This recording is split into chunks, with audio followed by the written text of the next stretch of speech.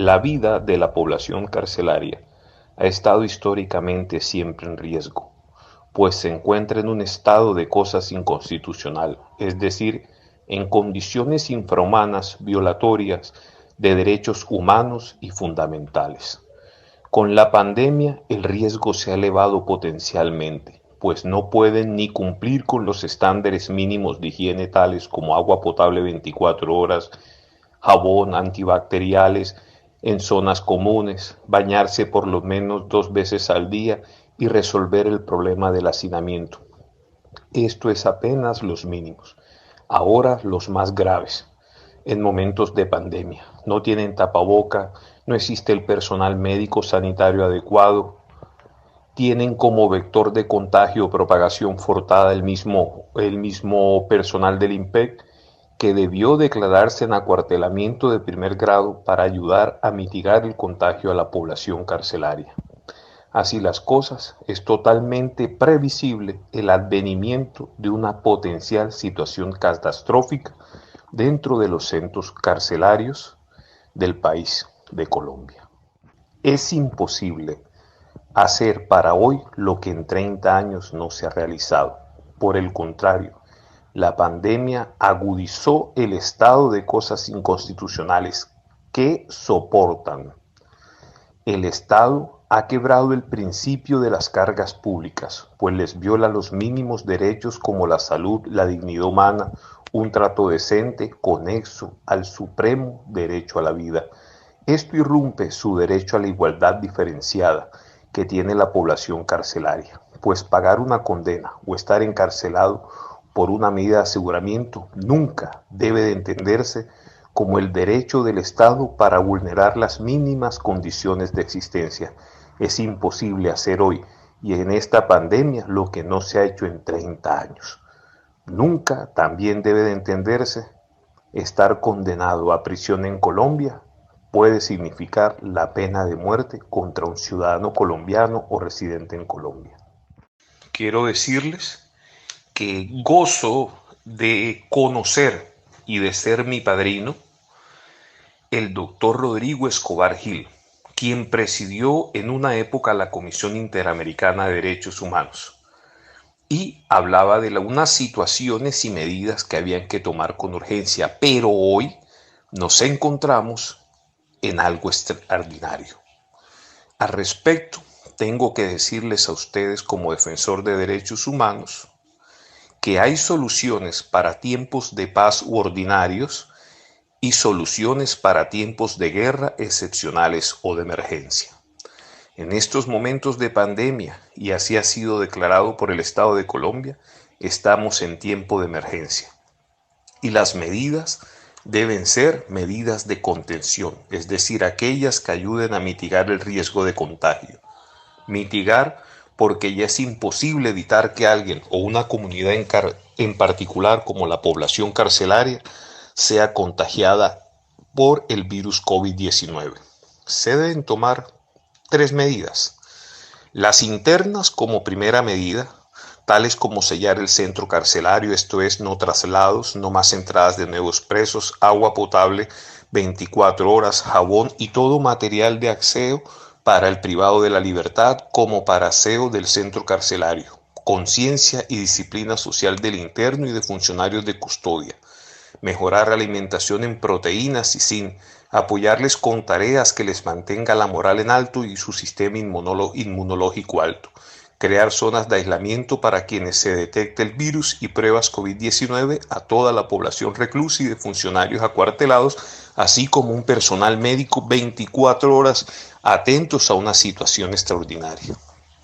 La segunda medida son las llamadas exteriorizantes.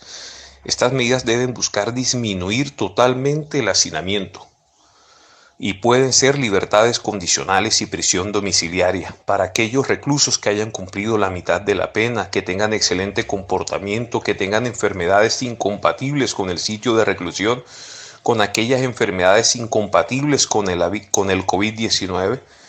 Especial también atención para el adulto mayor, libertad inmediata prácticamente, porque todos son potenciales víctimas mortales. y aquellos cuyas penas menores sean de 8 años de prisión o existan delitos bagatelares y estén condenados en prisión, deben salir en inmediata libertad. La tercera medida son las medidas asistenciales. Estas medidas van para que la población carcelaria goce de un subsidio familiar y quien esté preso o salga en libertad o domiciliaria no se vea abocado en estos tiempos de pandemia a volver a delinquir porque no tiene siquiera cómo aportar alimentación en su hogar. Igualmente hay que asegurarlos en salud, esto es vincularlos al CISBEN para que inmediatamente cuenten con la red de apoyo hospitalario. Son medidas que deben durar un mínimo de 3 o 6 meses. En razón a la pandemia, inclusive se habla de un año. Estas medidas asistenciales son vitales y trascendentales. Como se ha dicho, 30 años de omisión han roto el principio de las cargas públicas. Cuando alguien comete un delito y es sancionado, tiene que padecer unas restricciones.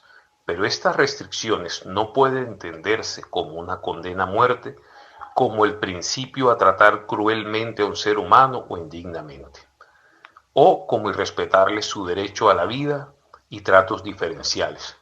En estos momentos, si muchos presos llegan a ser víctimas fatales del COVID, el Estado deberá responder patrimonialmente. Por ello urge medidas ante todo para salvaguardar la vida de los presos, de los privados en la libertad. Un preso no debe soportar, ni es soportable para nadie vivir en un estado de cosas inconstitucionales. Esto es un daño antijurídico que ya padece y de morir responsabiliza patrimonialmente al Estado colombiano. Esto sí es extremadamente grave. Hay muy pocos juzgados de ejecución de penas y para los que están en etapa de juicio, hay muy pocos juzgados de control de garantías. Esto va a implicar un gravísimo cuello de botella. Recuerden que cada centro carcelario pende de una zona de competencia territorial judicial, lo que implica siempre muy pocos jueces. A eso se debe sumar que por la pandemia están trabajando virtual o por medios electrónicos. Hay que darle poder al INPEC para que por razones objetivas en la norma que brinde medidas de mitigación permita a los directores otorgar las libertades o domiciliarias inmediatamente. Puede ser ese director con un equipo de fuerza conjunta, fiscales, procuradores y defensoría del pueblo, más aún, así el cuello de botella será lo más grave. Por ser una emergencia que busca proteger derechos fundamentales, el término para decidir no puede superar los 10 días. Ya los tiempos se están contando y la situación viral comienza a agravarse. Este es un tema que es bastante complicado. La forma como el INPEC maneja la situación muchas veces no permite la comunicación directa de los PPL, de los privados de la libertad, pero toca que el mismo privado de la libertad, en comunidad y con disciplina social, iniciar cada centro carcelario una gran acción de tutela para que inicien las primeras órdenes de medidas preventivas. Se han demorado los privados de la libertad. Esto es lo primero que han debido hacer, presentar una acción de tutela con medidas preventivas para evitar perjuicios irremediables. Ya deberían estarlo haciendo en comunidad. La comunidad ya debe establecer cuántos mayores adultos tienen, cuántos están con enfermedades catastróficas y en la medida de ello empezar a solicitar las medidas preventivas que el juez de tutela en el auto de admisión puede llegar a ordenar mientras se resuelve la acción de tutela final con sentencia. Pero esto deberían de estarlo iniciando lo más pronto posible porque se han demorado demasiado.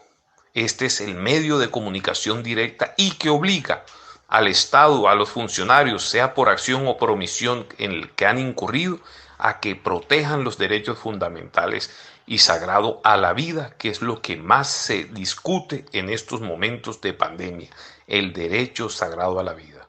ya es para que estuviesen saliendo, ya es para que hubiesen colocado una acción de tutela.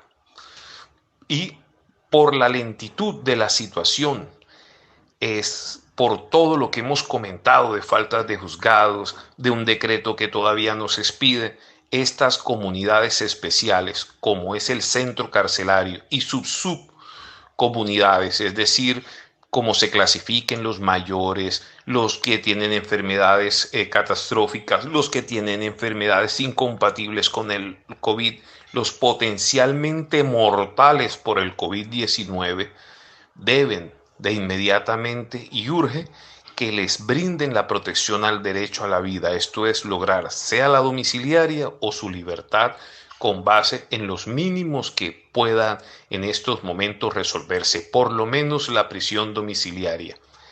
Por lo tanto, es urgente que inicien una acción de tutela para prevenir perjuicios irremediables. Ya el tiempo, repito, se agota y el virus aumenta en contagio.